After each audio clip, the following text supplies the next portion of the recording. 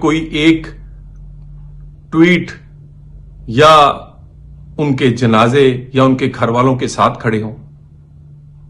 ان شہداء کے لیے کوئی وقت نہیں ہے. کورونا ایمرجنسی میں سینکڑوں لوگ شہید ہو گئے, لیکن ہے کوئی جوں رینگی ہو؟ کتنے بے شرم ہیں. کیا وہ انسان نہیں؟ اور کیا خوارج کے خلاف لڑنے والے سیکورٹی فورسز والے, وہ جو شہید ہیں, ان کی لاشیں نظر نہیں آتی؟ یہ ہر بات کی انتہا ہے, اور ریاست کے صبر کو آزمانا نہیں چاہیے. اسلام آباد میں جو انہوں نے ریاست کے خلاف ایک بغاوت اور چڑھائی کی, ان کے ساتھ جو ہوا وہ ایک ٹریلر تھا. اور اب پھر یہ جھوٹ کی بنیاد پر بیانیاں بنانے کی کوشش کر رہے ہیں. کیوں انہوں نے آج کے دن تک وہ نام پتے نہیں بتائے جو لوگ جن کو کہا گیا گولیاں لگیں؟ کیوں آج کے دن تک انہوں نے کسی ادارے میں, کسی تھانے میں, کسی کچہری میں, کسی عدالت میں درخواست نہیں دی کہ فلاں آدمی ان کا نہیں مل رہا؟ کیوں آج کے دن تک ان کا کوئی اہم رہنما ان ہسپتالوں میں یا ان تھانوں میں نہیں گیا جہاں پر داد رسی ہو سکتی ہے؟ صرف بے شرمی. اور اس کے بعد اگر یہ سمجھتے ہیں کہ اس پہ کارروائی نہیں ہوگی, اس پر کوئی ان سے پوچھا نہیں جائے گا, تو یہ ان کی غلط فہمی ہے. وزیر اعلی ہاؤس وہ اس وقت بھگوڑا ہاؤس بنا ہوا ہے. ہر اشتہاری, ہر فسادی, ہر بھگوڑا وزیر اعلی کے پی کے گھر میں موجود ہوتا ہے. سرکاری وسائل خوارج کے خلاف جنگ یا کے پی کے لوگوں کو صحت اور تعلیم دینے کے لیے نہیں, بلکہ صرف جھوٹا بیانیاں بنانے پہ اور وفاق پر چڑھائی کرنے میں صرف استعمال ہو رہے ہیں.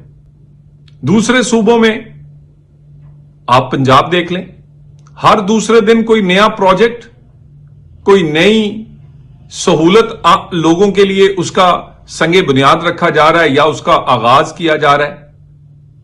اسی طرح باقی صوبے سندھ اور بلوچستان ہیں جو اپنی پوری کوشش اور کاوش کرتے ہیں. صرف ایک صوبہ ہے جہاں نہ دہشت گردی کے خلاف جنگ پر کوئی توجہ ہے, نہ عام آدمی کی زندگی کو بہتر کرنے کے لیے کوئی توجہ ہے. کب تک چلے گا؟ کب تک برداشت کیا جا سکتا ہے؟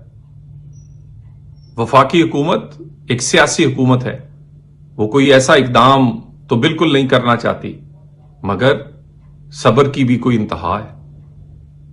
اپنے کام ٹھیک کریں. جو لوگ بھگوڑے ہیں, اشتہاری ہیں, انہیں پناہ دینے کی بجائے قانون کے سامنے پیش کریں. اور جب آپ کی کوئی ایک بیانیہ پٹتا ہے تو آپ دوسرا جھوٹا بیانیہ لے آتے ہیں. پہلے گولیوں کا اور لاشوں کا, جب وہ پٹ گیا تو آپ کہتے ہیں بانی پی ٹی آئی کی صحت کو بڑا خطرہ ہے, ان پر کوئی سپرے کر دی گئی ہے, وہ سپرے سے دماغی توازن کھو بیٹھے ہیں. یہ وہ لوگ باتیں کر رہے ہیں جو یا ملک سے باہر ہیں یا ملک کے اندر وہ اس جیل سے سینکڑوں میل دور ہیں. ان لوگوں کو یہ نہیں پتا کہ ان کے گھر میں کیا ہو رہا ہے. اپنے گھر میں ان کو نہیں پتا چلتا کہ کیا ہو رہا ہے, لیکن سینکڑوں میل دور جیل کے اندر کے حالات جہاں کہتے ہیں بہت سیکورٹی ہے, وہ ان کو پتا چل جاتی. پہلے بھی انہوں نے یہ بیانیاں بنایا, پھر عدالت میں جو رپورٹ اور جو لوگ بانی پی ٹی آئی سے ملے, پھر شرمندگی ہوئی.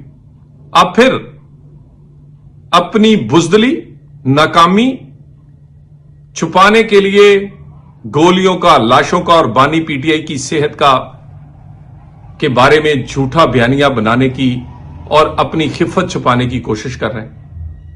جو مرضی بھی آپ کریں, ایک آپ سے کیوں ہضم نہیں ہوتا کہ سٹاک ایکسچینج 1 لاکھ پوائنٹ سے اوپر ہے؟ پاکستان میں مہنگائی سنگل ڈیجٹ میں ہے. اس وقت پاکستان کو اگر کوئی چیلنج ہے تو وہ دہشت گردی کا ہے. نیشنل پلان پر کے پی کے میں کیوں عمل نہیں ہو رہا؟